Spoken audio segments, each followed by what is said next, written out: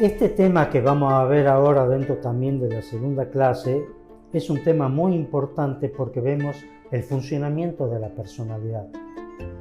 Todas las personas tienen autoconciencia, tienen capacidad de introspección, tienen un proceso de individuación que es un proceso de crecimiento y tienen niveles de funcionamiento, sea en las áreas emocionales, sea en las áreas espirituales, sea en las áreas profesionales y en el registro del otro. Son diferentes aspectos de nuestra personalidad y cada uno de nosotros crece en forma dispar en cada una de estas cuestiones. De esto trataremos en esta clase. El primer tema sería ver el tema de lo que ya podríamos llamar persona. En verdad hay muchísimas definiciones de persona. Simplemente yo acá me voy a referir a esa dicotomía que se produce entre una misteriosa posición del sí mismo y en ese sentido nosotros decimos que la persona es incomunicable porque es un misterio en sí misma.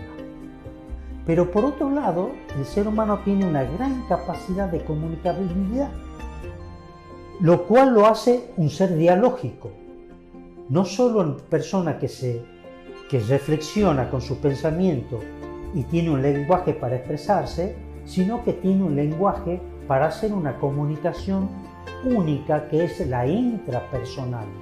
Es decir, no es solo recibir un mensaje y transmitir un mensaje, sino en ser uno con el otro a través de la comunicación intrapersonal. Y eso se hace una comunión de personas, porque hacemos de eso una relación empática y de esa manera podemos decir que somos uno con el otro. El otro elemento que es misterioso también es la capacidad de intimidad. El ser humano tiene una capacidad de intimidad no solo con otra persona, sino una intimidad consigo mismo. Esa intimidad consigo misma puede ser reflexiva, que es la capacidad de atención introspectiva, emocional y espiritual, pero al mismo tiempo intimidad con un otro, que solamente la tenemos con determinados seres, nuestros hermanos, nuestra madre, nuestros padres, nuestros hermanos católicos y con el necesitado. Ese nivel de intimidad es dado, pues no es nuestro, es una capacidad de amar más allá de nosotros mismos. Y eso solo es posible porque el Señor nos lo legó. Esa capacidad de intimar a tal punto donde nosotros podemos pasar a un segundo plano amando a otra persona. Además tenemos otra característica, la capacidad de recogimiento. Esa capacidad de recogimiento que es autoconciencia a su vez, nos permite hacer una introspección emocional para corregir nuestros defectos, una introspección emocional para crecer en nuestro carácter, una introspección emocional para acercarnos a Dios y por sobre todas las cosas un recogimiento que lleva a la contemplación en la búsqueda de ese ser que nos dio vida, del cual sentimos una gran carencia espiritual de acercarnos a Él en todo momento. La otra característica que tiene la persona es que puede usar la inteligencia y el amor que describíamos recién para acercarse de un modo íntimo y fraterno a aquel que no conoce y también al conocimiento de Dios. En otro tema que es importante también resaltar, tiene que ver por el hecho de la conciencia del sí mismo que decíamos hace un rato. La conciencia del sí mismo es una capacidad que decíamos hace rato, la capacidad de introspección, pero al mismo tiempo autorreflexiva. Es decir, yo pienso de mí mismo y además pienso de mi propia existencia. cómo mi existencia se va intercalando con la existencia de los seres que son allegados a mí y con los que todos los días convivo. Eso me hace que yo tenga que mirar no solo mis emociones, sino mis sentimientos. Esas emociones, cómo se modifican con cada persona, transformándose en sentimientos. Y cómo esos sentimientos me cambian mi estado anímico. Y cómo los estados anímicos de las personas se contagian y me contagian a mí. Y cómo mis estados anímicos se transforman en sentimientos que contagian a las otras personas. Si yo tengo conciencia de sí mismo, aprendo a modular esas emociones para hacer que mis sentimientos sean obra del Señor, para hacer el bien, para obrar bien. Eso va logrando asimismo ir produciendo neuroplasticidad en mi cerebro. ¿Qué quiere decir neuroplasticidad? Que cambio las conexiones cerebrales. Cambio las conexiones cerebrales para que mis actitudes dejen de molestar, para que mis actitudes sean más amables, para que mis actitudes tengan más capacidad de acercarse al otro. Y por último, en la conciencia de sí mismo, tomar conciencia de algo vital. El alma no es solo eso que Dios me dio y que se va a llevar a Él. El alma es algo que me da significado a mi vida. El alma está viva. Mi alma está viva y es la que me hace desear y tener contacto con Dios. Y esa esencia vital de querer vivir y llevar lo bueno a los demás es trascendente al ser humano. Por eso es que decimos que eso que es trascendente al ser humano se denomina alma. Por otro lado, también tenemos que, al ir conociéndonos, tenemos que sí reconocer los valores. Siempre se pensó que los valores eran una enseñanza, un aprendizaje social, que los valores eran un aprendizaje moral, que la cultura iban enseñando lo que estaba bien y lo que estaba mal. Las neurociencias han demostrado que no. Nacemos con los circuitos de moralidad. Nacemos con los circuitos de moralidad y lo único que hacemos es ir aprendiendo a acrecentarlos. Los morales, la moral y los valores están insertos en el ser que nace. El hombre nació para hacer el bien y para aprender a comportarse bien.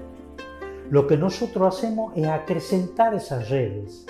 Esos lugares a donde están las redes de los valores y la moral están en lo que los biólogos llaman cerebro reptiliano. Está en la base más profunda del cerebro.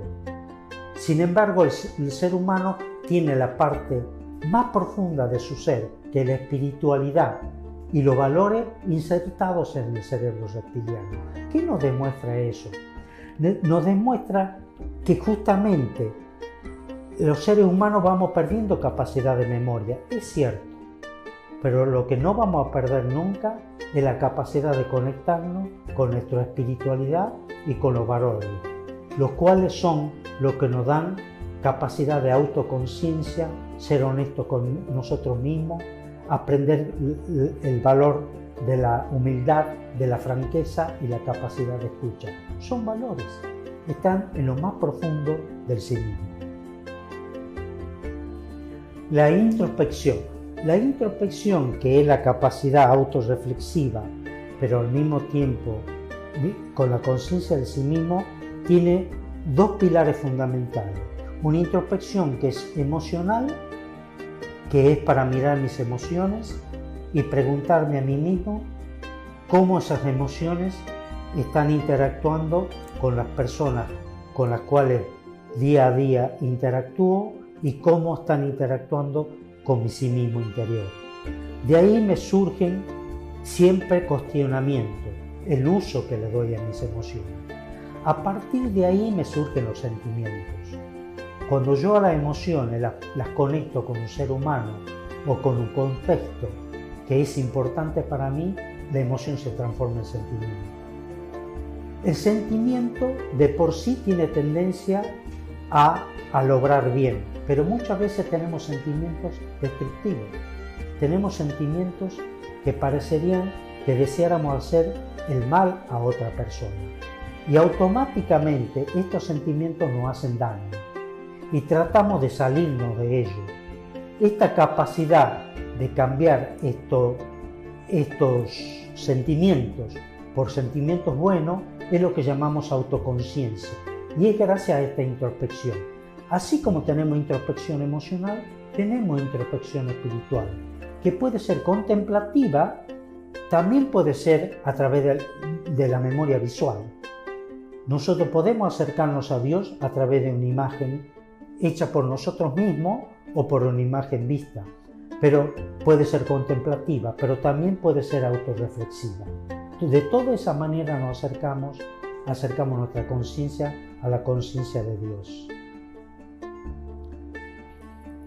El otro tema es el funcionamiento del sí mismo, el funcionamiento de la personalidad. Cuando tenemos que ver el funcionamiento de la personalidad, tenemos que evaluar autodirección e identidad.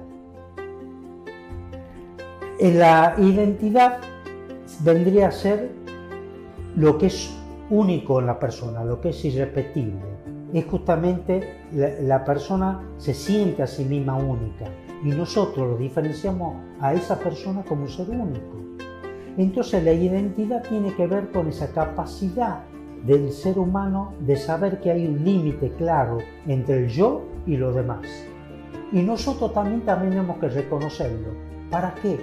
Porque hay una frase muy linda que dice: cuando te acercas a un otro, tienes que darte cuenta que es territorio sagrado. Tienes que descalzarte porque estás entrando en un corazón de alguien que es sagrado, porque es hijo de Dios. Esa capacidad de saber que esa identidad es única también lo perciben los sentidos. Por ejemplo, cuando nos acercamos a una persona y nos acercamos más de 30 centímetros, esa persona automáticamente se corre del lado nuestro, salvo que tengamos una gran intimidad con ella. ¿Por qué se corre? Porque es un espacio, es una continuación del yo. Hay 30 centímetros alrededor que son míos y que cualquier invasión la veo como una invasión a mí sí mismo. Retrocedo. Solamente determinadas personas pueden pasar ese espacio para llegar a mí. Lo mismo es con el tema de la persona que nos acercamos y ponemos la mano en el hombro. No podemos poner la mano en un hombro porque deseamos tocar a alguien. Solamente podemos poner la mano en un hombro si esa persona nos permite con su actitud que yo pueda poner la mano en esa persona. Eso tiene que ver con identidad. Y lo mismo tiene que ver con la capacidad de autoevaluación. La autoevaluación es la capacidad que tiene la persona justamente para estar continuamente modificando sus estrategias de comunicarse, de acercarse o de tomar distancia. Y a eso lo llamamos autodominio y autocontrol. El otro tema, además de la identidad que tenemos que tener en cuenta en las personas, es la autodirección. ¿Qué es la autodirección? La autodirección es el sentido de vida. Toda persona tiene que tener un significado. Toda su vida tiene que tener un significado. Es imposible hablar de autodirección y sentido de vida sin espiritualidad. Muchas personas dicen, yo vivo en función de mis hijos. Y uno lo acepta, por lo menos en el consultorio, cuando muchas personas dicen, quiero recuperarme por mis hijos, de mi adicción. Pero en verdad sabemos que no es así. Sabemos que si ese es el soporte para salir, por ejemplo, de una adicción, es un soporte pobre. El amor a una madre para salir de una adicción es un soporte pobre. Porque todos los soportes emocionales pueden tener una finitud. Y nosotros necesitamos algo que sea infinito. Y lo único que es infinito es el amor de Dios. La única forma de que podamos aferrarnos a algo y sea algo que nos sostiene en todo momento es la espiritualidad. Porque es algo que tenemos un eje interno nuestro que no importa qué vivamos, ni qué nos pase, ni qué nos hagan, nadie puede dañar esa parte que tiene el ser humano. Porque esa parte del ser humano le pertenece al Señor. Nada, absolutamente nada de lo que me pase puede tocar esa parte. Entonces, cuando tenemos que caminar al lado de los chicos, tenemos que decir, autodirección es sentido de vida. Sentido de vida es espiritualidad. Persecución de objetivos, sí. Metas, sí, pero significantes. Lo cual quiere decir en comunidad, con un otro, constructiva, social, capacidad de actuar bien y tomar decisiones de lograr bien. Entonces, en la autodirección es fundamental encontrar una formación espiritual acorde a esa identidad. Y ahí el desafío. ¿Cómo puedo hacer, teniendo en cuenta los perfiles de vulnerabilidad, el hecho de que cada ser es único y irrepetible? ¿Y cómo me hago para acomodarme yo como guía espiritual y formador espiritual en ese ser único e irrepetible?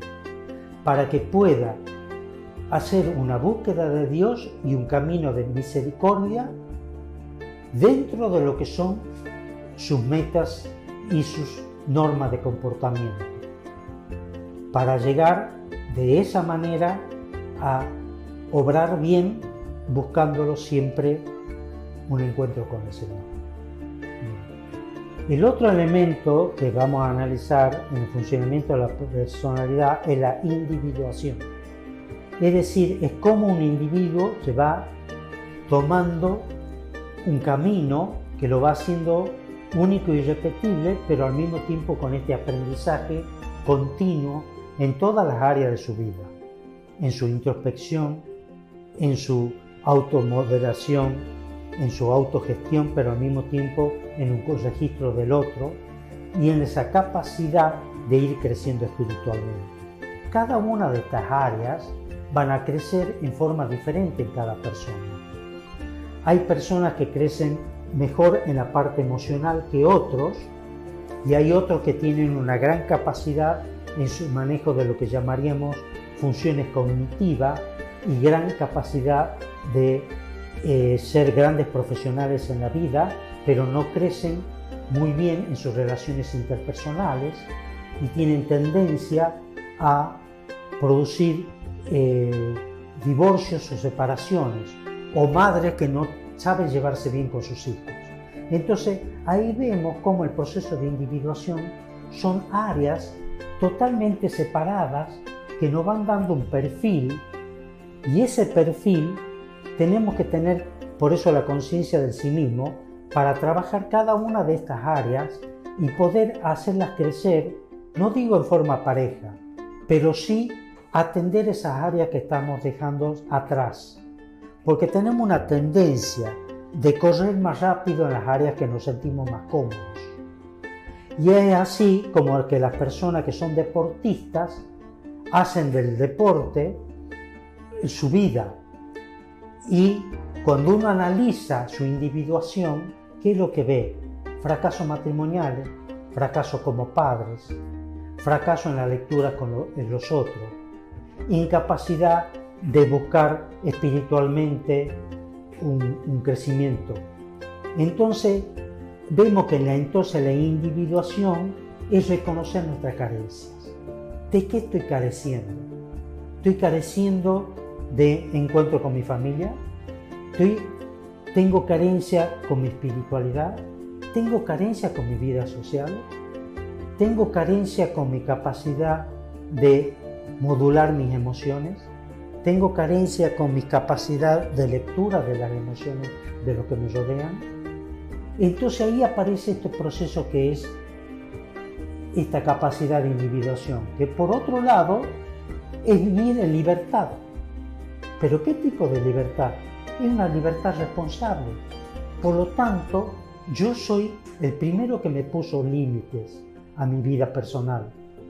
Porque al usar mi vida con una libertad responsable, tomo conciencia de que estoy haciendo un camino irrepetible, que es un camino singular, que tiene que tener un aporte social, que tengo que tener un encuentro con un otro para darle significado a mi vida.